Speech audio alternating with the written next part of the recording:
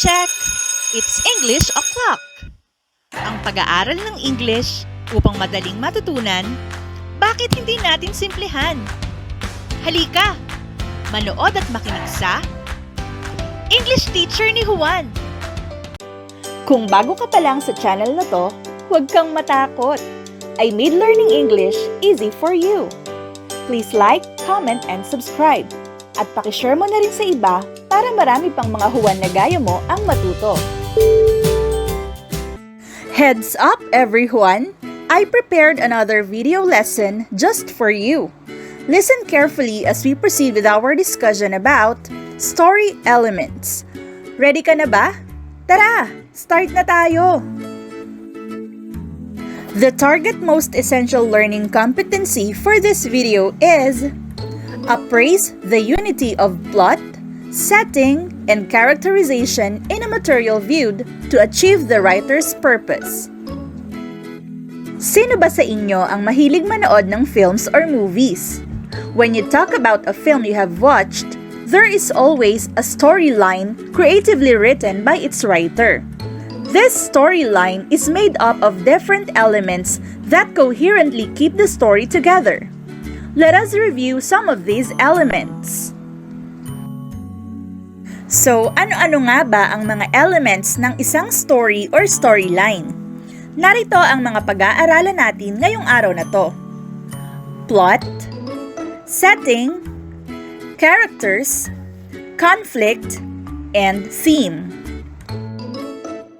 In this video, I will be explaining these key components one by one. Let me begin with the first element, the plot. What is plot?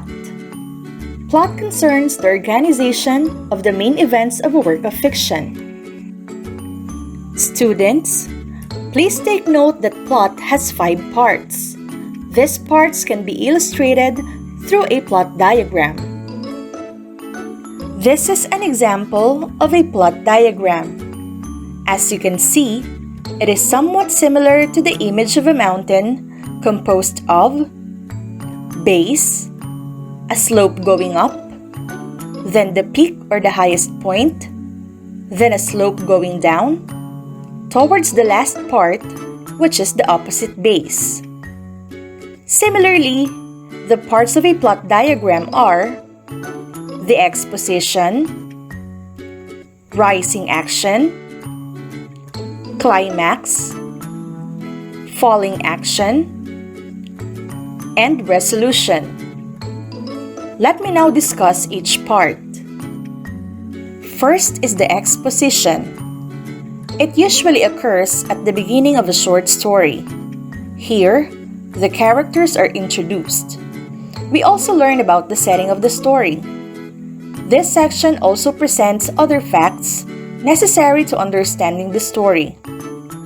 As mentioned, in the exposition part, the setting is revealed and the characters are introduced. Setting, in its simplest context, is the time and place where the story occurs. Here is a sample exposition. One sunny morning, Elisa, a 12-year-old girl, was sitting at their sofa watching TV, waiting for her mom to return home from the market. She was about to sip a glass of her favorite juice when she suddenly heard a knock on their door. In this example, the time is one sunny morning, and the place, although implied, is basically at the house.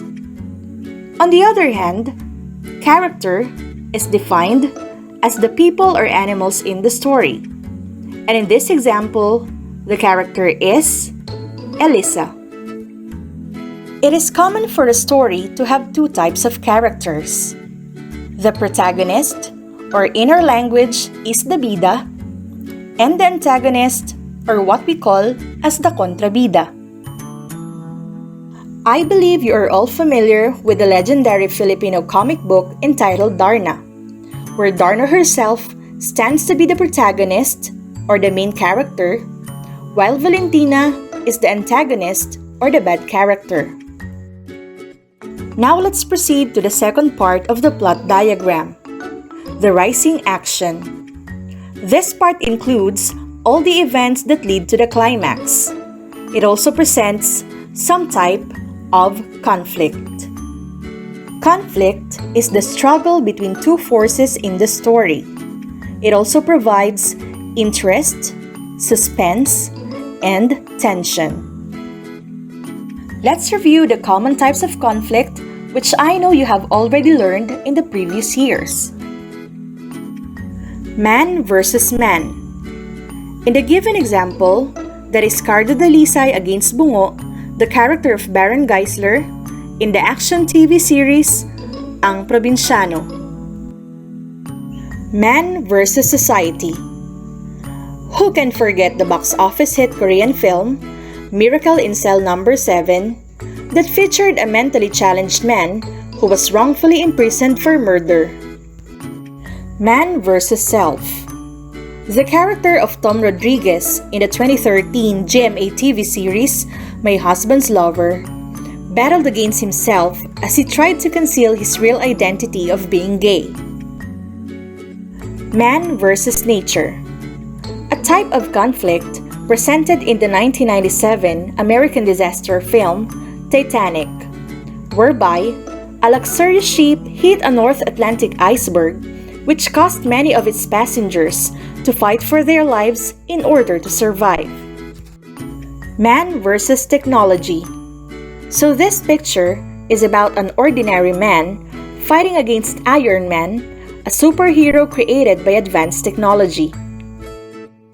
Man versus supernatural. A conflict between a character and something that is not normal in some way.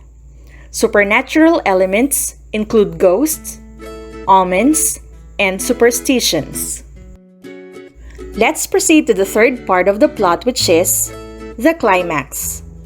It is considered to be the highest point. This is the turning point of the story. Usually, the main character comes face to face with a conflict. The main character will change in some way. In the climax, some questions will run into the minds of the reader. Will the character survive? What will happen when the main character and the killer meet? Will the husband and wife go in separate ways? And sort of things like that. Falling action is the fourth part of the plot. Here, the conflicts or the problems encountered by the main character are given solutions and starting to be resolved. The last part of the plot diagram is the resolution, where the story comes to a reasonable ending, or simply, it is the ending of the story. Now that we're almost done with our discussion, let's review. Basically, a short story has 5 parts. This illustration is a diagram of plot. Plot means the sequence or flow of events in a story composed of 5 parts. Exposition, rising action, climax, falling action, and resolution. In the exposition, setting and characters are revealed. Setting means the time and place where the story happens. Characters, on the other hand, are the people or animals that play certain roles in the story. The 2 types of characters are the protagonist and the antagonist. Meanwhile, on the rising action, it is where the conflict is introduced. Conflict is the problem or struggle faced by the main character, and it has different types. Man versus self, man versus man, man versus society, man versus nature, man versus technology, and man versus supernatural. And before I forget, another important element of a story is the theme. Theme is the life lesson, meaning, moral, or message about life or human nature that is communicated by a literary work. In other words, theme is what the story teaches readers. Here is a sample theme. Life is full of challenges. We may sometimes fail, we may sometimes fall, but never give up. We must continue the journey until we reach our goals. To help you fully understand the lesson, I'll show you a sample plot diagram of the well-known children's story, The Three Little Pigs. For the exposition, the three little pigs leave home to find adventure in the big world. While for the rising action, it consists of 5 important events. Event number 1, the pigs come across a beautiful clearing they think will be a perfect spot to build their homes.